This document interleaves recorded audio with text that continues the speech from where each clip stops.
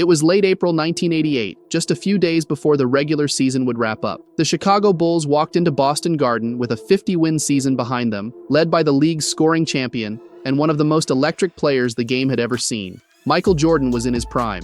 Scottie Pippen was just starting to find his place beside him. Together, they were building something dangerous. But that night in Boston, they weren't just playing a team.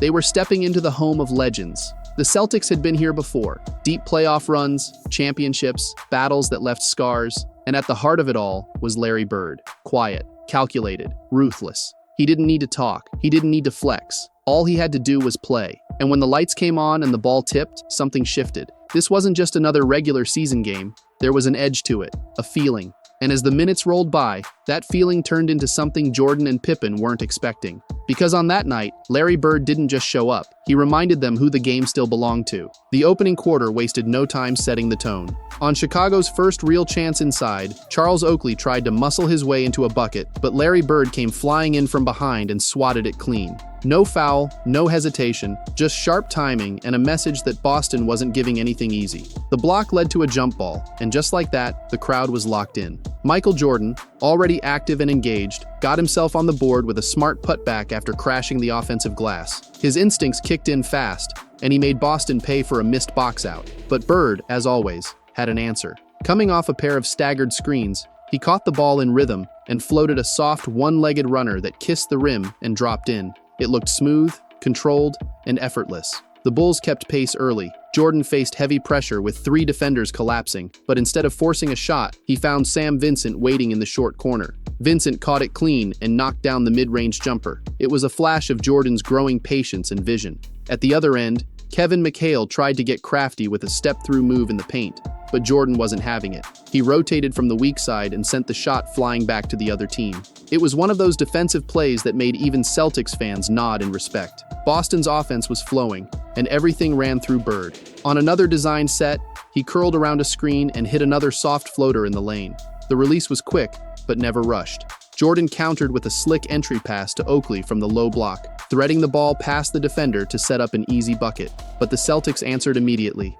Robert Parrish stepped out to set a high screen for Bird, and as expected, Bird made it count. One dribble into space and he drilled a pull-up jumper. Then came a brilliant overhead feed from Bird to Parrish under the rim for a layup that had the Garden buzzing. The Celtics weren't just scoring, they were passing with intent. Bird and Danny Ainge moved the ball back and forth with sharp interior passes that pulled the defense apart. The play ended with another Bird assist and a defense looking completely out of sync. Bird followed that with another no-look pass, this time to Jim Paxson cutting to the basket. Paxson was fouled on the finish, and Boston continued to slice up Chicago's interior. Just before the quarter ended, Bird grabbed an offensive rebound and calmly tipped it back in, closing the first with a reminder that he was doing a little bit of everything. Boston didn't just come out strong, they came out in complete control. Bird wasn't just scoring, he was running the show. And while Jordan had his moments, it was the Celtics who owned the rhythm from the start. The second quarter opened with Boston going right back to what worked. They ran a familiar floppy action for Larry Bird, bringing him off a screen into open space. This time, he floated toward the lane and dropped in a soft left-handed runner that barely touched the rim. Moments later, the Celtics ran the exact same action. The defender tried to cheat under the screen, hoping to cut off the lane early, but Bird saw it coming and stopped short for a jumper. It was clean, confident, and made to punish exactly that kind of gamble. On the other end, Michael Jordan made his presence felt. He exploded past his man with that signature first step and drew the defense in before dishing it to Horace Grant, who slammed it home with force. It was a textbook breakdown by Jordan, who had been patient through the opening quarter, but was now starting to press the action. Bird answered right back. Coming off another screen, he left his defender trailing and took advantage of the delayed closeout. He calmly drove into his spot, gathered, and banked in a left-handed shot that looked routine, but was anything but routine. The Celtics weren't changing much, and they didn't need to. Another floppy set gave Bird a catch-and-shoot opportunity just above the elbow, and with Scottie Pippen contesting, he still knocked it down in rhythm. Bird wasn't just getting to his spots, he was daring the Bulls to stop him. Jordan wasn't backing down either. Working from the triple threat position, he jab-stepped hard, froze his defender, and rose up for a clean jumper that dropped straight through. He followed that up with a deep seal under the basket where the Bulls found him in position, and he finished it with a powerful one-handed dunk that shook the rim, and just like that, he kept the pressure on. Next time down the court, Jordan brought the ball up, stopped at the free throw line, and drilled a pull-up jumper that never touched the rim. The back and forth between Bird and Jordan had shifted gears. This wasn't just execution anymore, it was personal. Bird was controlling the Celtics' tempo, running plays like clockwork, and knocking down every opportunity. Jordan was striking back, using explosiveness and touch to keep Chicago within reach. The chess match was on, and neither side was flinching. The second half began, and if anyone in the building thought Larry Bird might cool off, he quickly proved them wrong. Boston ran the same action they had been using all night, a down screen to free Bird curling toward the top of the key, and once again, he hit the jumper with ease. That shot had become automatic, and the Bulls still had no answer. Chicago ran a smart set on the other end. Michael Jordan, off the ball, set a screen that drew attention, then slipped it, cut backdoor, and took the pass in stride. He finished with a slick reverse layup, drew the foul, and converted the and one. It was a smooth veteran move from a player still only scratching the surface of his greatness. But again, the Celtics turned to their bread and butter. Bird came curling off a screen, and this time his defender tried to go over the top to take away the shot. Bird read it instantly, stepped back, and created just enough space to let it fly. The shot dropped, and he drew the foul in the process. The Celtics were making it look surgical. Jordan answered with a classic move of his own. He faced up, jab-stepped twice, and rose into a clean jumper that dropped through without hesitation.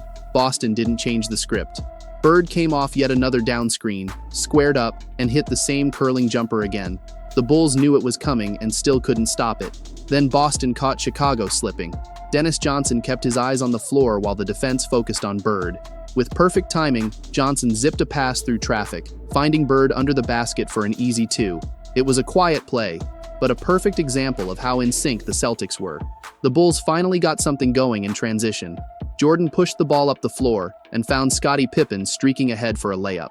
It was a glimpse of the future, that dangerous connection between Jordan and Pippen that would eventually dominate the league.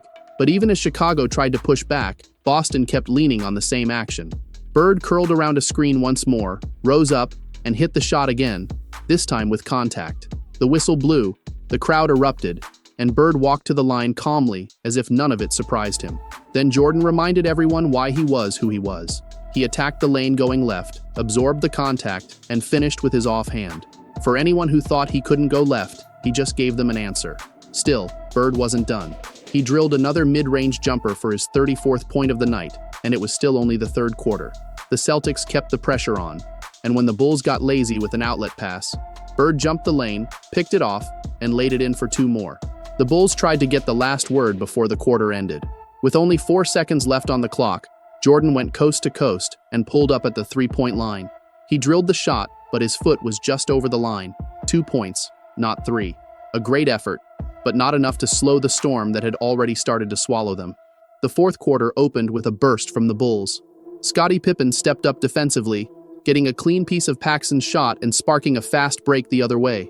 Michael Jordan was already gone, filling the lane and throwing down an easy dunk in transition. Then came a look not many people talk about, the Jordan and Oakley pick and roll. It wasn't flashy, but it was effective.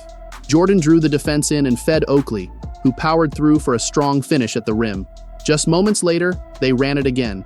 Same setup, same action, and once again, Oakley finished the play. The Bulls were picking up momentum and closing the gap fast. Boston needed a response, and Bird delivered. He pulled up in transition for a smooth mid-range jumper and knocked it down like it was routine. It stopped Chicago's run and reminded the crowd that this one wasn't over. Jordan came right back. He used a high screen, dribbled into his spot, and pulled up with confidence. The jumper was pure. Chicago kept pushing, but Bird had no intention of letting the game slip. On the next possession, he rose up over his defender like they weren't even there and dropped in a contested jumper. The whistle blew right after, and he headed to the line for the and one. It was another cold-blooded moment in a night full of them. Jordan answered with a flair of his own. He delivered a no-look, behind the head pass while he drew 3 defenders in the paint that hit his teammate in stride. It was the kind of play that shows just how overlooked his passing instincts really were. Vision like that doesn't get enough credit. Then came what might have been his toughest shot of the night. Jordan curled off a screen, took a dribble to the right, and somehow dropped in the fadeaway completely off balance. The Bulls bench was on its feet. He wasn't done. Jordan took the ball the full length of the court, beat Dennis Johnson with a slick in-and-out move, and exploded for another dunk. It was vintage Jordan, refusing to quit, dragging his team forward even as the clock kept working against them. But that was the last real push from Chicago. The Celtics took control down the stretch, making just enough stops and knocking down the key buckets that sealed it. The final score was 126 to 119 in favor of Boston. Larry Bird walked off with 44 points, adding 10 rebounds and 7 assists. Jordan finished with 39 of his own, doing everything he could to keep the Bulls alive. Pippen chipped in with 17, a quiet but efficient effort. But on this night, in this building, it was Larry Bird who had the final word. He controlled the tempo, hit every big shot, and reminded everyone watching that he wasn't ready to hand anything over just yet.